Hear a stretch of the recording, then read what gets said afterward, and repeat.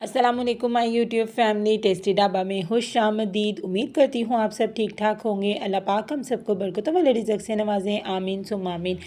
आज मैं आप लोगों के लिए मूली के पराठे की एक बहुत ही आसान रेसिपी लेकर आई हूँ। अक्सर लोगों को मसला होता है ना कि जब वो मूली का पराठा बनाते हैं तो उनका पराठा फट जाता है, या जब वो मूली का जो मिक्सर होता है वो बना के रखते हैं तो लेकिन वो भी जो होता है ना वो पानी छोड़ देता है। तो आज आपके ये सारे के सारे डाउट्स मैं क्लियर कर दूँगी। तो चलिए जी, बिना कोई देरी के अपनी रेसिपी का आगाज़ करते हैं। सबसे पहले बिस्मिल्लाहिर्रहमानिर्रहीम, अपने प्यारे से एक परात में या एक बड़े सारे बर्तन में जिसमें आप लोग आटा गूँथते हैं उसमें 2 कप या 2 ग्लास आटा ले लेंगे। उसके तो इसमें 1 टीस्पून नमक शामिल कर देंगे और हाफ़ टी स्पून जो अजवाइन है ना उसे हाथों से पीस के शामिल कर देंगे। आपने जो इसका आटा है ना वो भी मेरे बताए गए तरीके से आप गूँथेंगे ना तो देखना आपके जो पराठे हैं ना वो कितने क्रिस्पी तैयार होते हैं। और 2 टेबलस्पून इसमें घी का शामिल कर देंगे और उसके बाद ना इसको अच्छे तरीके से मिक्स कर लेंगे। आपने इसका आटा गूँथने के लिए नीम गर्म पानी का इस्तेमाल करना है। तो नीम गर्म पानी का इस्तेमाल करने से क्या होगा कि ये जो आटा होगा ना वो जल्दी से सेट हो जाएगा और हमारे पराठे बहुत जल्दी बन के तैयार हो जाएंगे। तो आप लोगों ने आटे में अजवाइन ज़रूर डालनी है, इससे इसका बहुत ही ज़्यादा मज़े का फ्लेवर निकल के आएगा। अच्छा जी, अब यहाँ पे थोड़ा थोड़ा पानी ऐड करके हमने अपने आटा गूँध लेना है। लेकिन आपने इस यहाँ पे एक और बात का ख्याल रखना है, जितना हम लोग रोटी के लिए आटा सॉफ्ट डो का गूँथते हैं ना, हमने इसे उससे ना रोटी के आटे से थोड़ा सा सख्त रखना है, क्योंकि इसको थोड़ा सा थिक फॉर्म में रखना है। ज़्यादा भी थिक नहीं रखना, बस नॉर्मल सा ना रोटी के आटे से थोड़ा सा थिक रखना है। इसकी डो को सख्त रखना है। उससे क्या होगा कि हमारा जो पराठा है ना वो फटेगा भी नहीं। और जो मूली का मिक्सर है ना उसके भी मैं आपको आगे बताती हूँ कि वो हम लोग किस तरीके से तैयार करेंगे कि वो आप लोग एक मरतबा बना के ना तकरीबन 4 से 5 दिन तक ईज़िली फ्रिज में रख सकते हैं और यकीन मानिए वो पानी भी नहीं छोड़ेगा। तो अच्छे तरीके से हाथों से मुक्कियाँ दे दे के ना आपने अपने आटे को गूँध लेना है। फिर इसके ऊपर ऑयल लगा के तो आपने इसे एक साइड पे सेट होने के लिए रख देना है। 10 मिनट में आपका आटा बिल्कुल सेट हो जाएगा। तो अब अपनी प्यारी सी कढ़ाई में आपने सबसे पहले 2 किलो मैंने यहाँ पे मूली ले ली है, उसे कद्दूकस कर लिया है तो वो शामिल कर लेनी है। हम यहाँ पे मूली का मसाला बनाएंगे बेसिकली भून कर, यानी जो मूली का हम जितनी मर्ज़ी कोशिश कर लें, हाथों से निचोड़ लें या मलमल के कपड़े में डाल के निचोड़ लें, मूली हमेशा पानी छोड़ देती है। लेकिन इस तरीके से, जिस तरीके से आज मैं आपको बता रही हूँ ना, अगर आप उस तरीके से मूली को बनाएंगे ना उसके मसाले को, तो कभी भी आपका पानी रिलीज़ नहीं होगा। तो अब आपने मूली को कढ़ाई के अंदर डाल के तो इसको तकरीबन 2 से 3 मिनट के लिए ना तेज़ आंच के ऊपर ना भून लेना है। इसमें कोई घी, कोई ऑयल नहीं डालना और अभी आपने कोई मसाले भी नहीं डालने इसके अंदर। सिर्फ़ अकेली मूली को डाल के ना आपने इसे भून लेना है।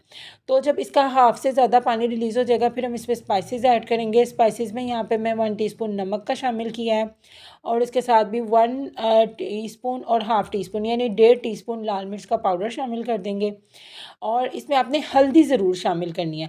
हल्दी से क्या होगा, एक तो इसकी लुक बहुत ज़्यादा प्यारी आएगी, हाफ़ टी स्पून हल्दी डालेंगे हम इसके अंदर। और दूसरी बात ये है कि सर्दियों में हल्दी का इस्तेमाल आप लोग ज़्यादा किया करें अपने खानों में, क्योंकि ये आपको जो है ना सर्दी से महफूज रखती है। और 1 टीस्पून इसके अंदर ज़ीरा शामिल कर देंगे। इन सब चीज़ों को शामिल करने के बाद इसे अच्छे तरीके से मिक्स कर लेंगे और हाफ़ टी स्पून हम इसमें कलौंजी भी शामिल करेंगे, उससे भी बहुत ही मज़े का फ्लेवर आएगा। अब इन सारे मसालों को अच्छे तरीके से मिक्स कर लेंगे।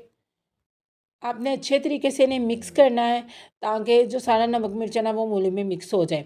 अब ये मसाले शामिल करने का बेसिकली इस टाइम पे ये मकसद है ताकि ये भी अगर नमक मिर्च वगैरह जो है वो अच्छे तरीके से इसके अंदर मूली के अंदर ना रच जाए और ना अच्छे तरीके से इसका पानी अब ड्राई होने तक के लिए ना आपने इसे पका लेना है और तेज़ आंच पे आपने मूली को पकाना है यहाँ पे। और अब ढेर सारा हरा धनिया ले लेना है, वो आपने इस स्टेज पे इसके अंदर शामिल कर देना है। और ढेर सारा पुदीना, पुदीना हाज़मेदार होता है। मूली खा के जो अक्सर लोगों को गैस्ट्रिक प्रॉब्लम हो जाती है वो इससे बिल्कुल भी नहीं होगी। तो देखिए कितने ज़्यादा मज़ेदार से हमारे जो मूली के पराठे हैं वो तैयार होने वाले हैं। तो अब इसको अच्छे तरीके से मिक्स कर लेंगे और इसका पानी ड्राई होने तक तेज़ आंच पे ना आपने अपनी मूलियों को भून लेना है। और इसके अंदर मुसलसल आपने चम्मच भी हिलाते रहना है, क्योंकि ये ना हो कि आपकी मूलियाँ जल जाएँ और आपकी सारी की सारी मेहनत ज़ाया हो जाए। तो इसको अच्छे तरीके से भून लेना है जब तक इसका पानी ड्राई नहीं हो जाता। ये देखिए माशाल्लाह तकरीबन तकरीबन इसका पानी ड्राई हो चुका है। मैं आपको दिखाती हूँ। ये देखिए माशाल्लाह इसका पानी काफ़ी हद तक ड्राई हो गया है। तो इसी बीच अगर आप मेरे चैनल पे भी नए हैं तो प्लीज़ मेरे चैनल को सब्सक्राइब कर दीजिएगा, और वीडियो अच्छी लगे तो इसे लाइक भी कर दीजिएगा, और बेल आइकन को भी प्रेस कर दीजिएगा ताकि आपको मेरी नए आने वाली वीडियो सबसे पहले देखने को मिले। और अपने फ्रेंड्स और फैमिली में तो इस वीडियो को ज़रूर ही शेयर कीजिएगा ताकि वो भी इस प्यारे से मौसम में मूली के पराठे बनाएं इस तरीके से। तो अब मूली के मिक्सर को निकाल के आपने इसे ठंडा होने के लिए रख देना है। तो यहाँ पे देखिए हमारा आटा भी सेट हो चुका है और मूली का मिक्सर भी ठंडा हो चुका है। तो ये मैंने सबसे पहले आटे के 2 प्यारे प्यारे छोटे छोटे पेड़े बना लिए हैं।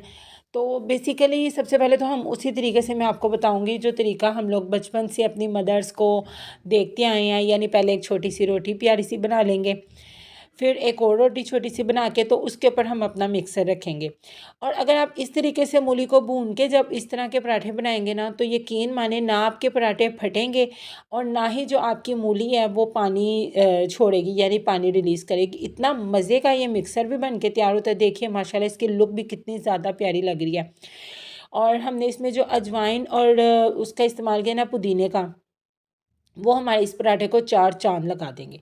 अब इसके ऊपर हम दूसरी रोटी रख के तो पहले इसकी साइड्स को प्रेस करके ना बंद कर देंगे, और फिर खुश्क आटा इसके ऊपर डाल के अपने काउंटर के ऊपर तो इसको अच्छे तरीके से बेल लेंगे।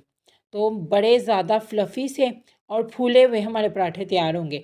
अच्छा, अब आपने इसको बेलन से बेल लेना है अच्छे तरीके के साथ, यानी ना ज़्यादा बड़ा, जितना भी आप अपनी रोटी का साइज़ रखना चाहते हैं। और दूसरी तरफ मैंने ये देखिए तवा भी गर्म होने के लिए रख दिया था। तो अब इसके ऊपर जब एक साइड डन हो जाएगी, ये पराठों की भी मैं आपको एक ट्रिक बता दूं, एक साइड डन होने के बाद आपने इसकी साइड को बदल देना है, और जब दूसरी साइड भी हल्की सी कच्ची हो जाएगी ना, फिर आपने इसके ऊपर घी डालना है। इस तरीके से क्या होगा कि आपके पराठे बहुत ही ज़्यादा ऊपर से ना क्रिस्प यानी क्रिस्पी तैयार होंगे। और पराठों के लिए कोशिश किया करें कि ना घी का इस्तेमाल किया करें, ऑयल ना इस्तेमाल किया करें। ऑयल भी ना पराठों को ना क्रिस्प नहीं होने देते, यानी क्रिस्पी नहीं बनते ना पराठे उससे ज़्यादा। ये देखिए माशाल्लाह कितना फूला सा हमारा मूली का पराठा तैयार हुआ है। तो अब इसकी साइड्स को भी अच्छे तरीके से सेक लेने के बाद हम इसको डिश आउट कर लेंगे। दोनों साइड से अच्छे तरीके से हम इसे सेकेंगे। देखिए माशाल्लाह माशाल्लाह कितना ज़्यादा प्यारा लग रहा है हमारा मूली का पराठा। तो अब हम क्या करेंगे, अब मैं आपको दूसरे तरीके से बताती हूँ। रोटी के साइज़ से ना आपने थोड़ा सा ज़्यादा आटा ले लेना है ना अपने पेड़े के लिए, इस पराठे के लिए। जितना आप एक रोटी नॉर्मल रोटी के लिए लेते हैं ना, उससे आपने थोड़ा सा ना ज़्यादा आटा लेना है। तो उसके बाद इसकी साइड्स को अच्छे तरीके से प्रेस कर लेना है, यानी साइड्स को बारीक कर लेना है, और दरमियान वाली साइड को ना इसको मोटा रखना है। तो उसके बाद अब मैं आपको आगे का प्रोसीजर भी बताती हूँ। अब ना आपने इसको बेलन से बिल्कुल हल्का सा प्रेस कर लेना है, बस बिल्कुल छोटा सा बना लेना है, ताकि इसके अंदर ना इसके दरमियान में ना फिलिंग रखने की जगह बच सके। तो इससे क्या होगा कि जो हम डबल रोटी बनाते हैं ना, यानी 2 रोटियां बना के एक मूली का पराठा बनाते हैं, ये सिंगल से ही काम चल जाएगा। देखिएगा इससे भी पराठा बहुत ही ज़्यादा क्रिस्पी भी बनता है और बहुत ही प्यारा बनता है। इसके लिए भी आपको ना आपका पराठा फटेगा बिल्कुल भी नहीं। अब इसके दरमियान में आपने फिलिंग रखनी है, इसकी साइड्स पे फिलिंग नहीं डालनी। तो दरमियान में फिलिंग रख के ना आपने इसकी साइड्स को पकड़ के ना, जिस तरह एक कपड़े में चुनटे डालते हैं ना, उसी तरीके से आपने अपने पराठे की साइड्स पे चुनटे डाल के तो इसकी एक पोटली सी बना लेनी है। ये तरीका भी बहुत ही ज़्यादा आसान है। ये देखिए इसकी साइड्स को इसी तरीके से पकड़ के तो आपने फ़ोल्ड करते जाना है, और जैसे जैसे ये फ़ोल्ड होती जाएंगी तो आपने इनको साइड्स को ना जोड़ते जाना है। तो ये देखिए इसी तरह जुड़ के ना तो इसकी कितनी प्यारी सी पोटली तैयार हो गई है। अच्छा, आपने क्या करना है, इसकी पोटली का जो एक्स्ट्रा पार्ट है ना वो आपने रिमूव कर देना है, उसको आपने इसके अंदर नहीं करना, वरना इस साइड से ना पराठा बहुत ज़्यादा ना ज़रा मोटा मोटा बन जाएगा। अच्छा, अब आपने फिंगर की हेल्प से ना थोड़ा सा नीचे खुश्क आटा गिरा के फिंगर की हेल्प से ना इसके अंदर जो है ना, जो हमारा मसाला है मूली वाला, उसको इर्द गिर्द फैला देना है। और फिर उसके बाद बेलन से इसे बेल के तो फिर आपने इसे अपने रोटी के साइज़ के जितना करके तो फिर इसको भी सेम उसी प्रोसीजर के साथ आपने सेक लेना है। ये देखिए माशाल्लाह ये भी कितना ज़्यादा प्यारा तैयार हुआ है। ये सीखेगा भी सेम उसी तरीके से और फूलेगा भी। एक साइड डन होने के बाद तवे पे डालने के बाद आपने दूसरी साइड पे भी घी लगाना है, और फिर वही बात, इसे अच्छे तरीके से क्रिस्पी करने के बाद आपने इसको ना अच्छे तरीके से साइड्स को ध्यान रखा करें पराठा सेकते हुए, क्योंकि साइड्स अक्सर ऐसा होता है कि ना कच्ची रह जाती हैं। तो ये देखिए माशाल्लाह माशाल्लाह ये पराठा भी हमारा डन हो चुका है। और अभी आपने वीडियो स्किप करके जाना बिल्कुल भी नहीं है। मैं आपको तोड़ के भी दिखाऊंगी, खोल के भी दिखाऊंगी कि हमारे पराठे कितने ज़्यादा कलरफुल से तैयार हुए हैं। ये देखिए माशाल्लाह ये पराठा भी हमारा कितना ज़्यादा प्यारा तैयार हो गया। तो ये देखिए जी, फाइनल लुक हमारे पराठों की कितनी ज़्यादा प्यारी लग रही है। आप इसे अचार के साथ सर्व करें तो भी ये बहुत ज़्यादा मज़ा देंगे। अगर आप इसे एज़ इट इज़ भी खाएं, और इसकी जो डो यानी इसका जो आटा गूंदा हुआ है ना, वो इतने ज़्यादा फ्लेवरफुल लगेगा ना आपको खाने में कि आप कहेंगे वाह भाई वाह, कमाल हो गया ये तो। मैं आपको खोल के भी दिखाती हूँ अपने पराठे के अंदर की लुक। हल्दी डालने की वजह से इसके अंदर की लुक इतनी ज़्यादा प्यारी लग रही है ना। और सर्दियों में तो हल्दी का इस्तेमाल हमें ज़्यादा से ज़्यादा करना चाहिए, ताकि हम लोग नज़ला ज़ुकाम से महफूज रह सकें। हल्दी जो है हमारी बॉडी के अंदर ना गर्मी पैदा करती है, तो बच्चों को तो ये इसका बहुत ही अच्छा इनटेक रहेगा। ये देखिए माशाल्लाह इसके अंदर की लुक भी कितनी ज़्यादा प्यारी लग रही है। ये देखिए माशाल्लाह माशाल्लाह कितना प्यारा हमारा पराठा बन के तैयार हुआ है। तो आप लोगों ने इस रेसिपी को ज़रूर ट्राई करना है, और फिर मुझे कमेंट सेक्शन में आकर बताना भी है कि आपको ये रेसिपी कैसी लगी। तो दुआओं में याद रखिएगा, अपना बहुत ज़्यादा ख्याल रखिएगा। अल्लाह हाफिज़।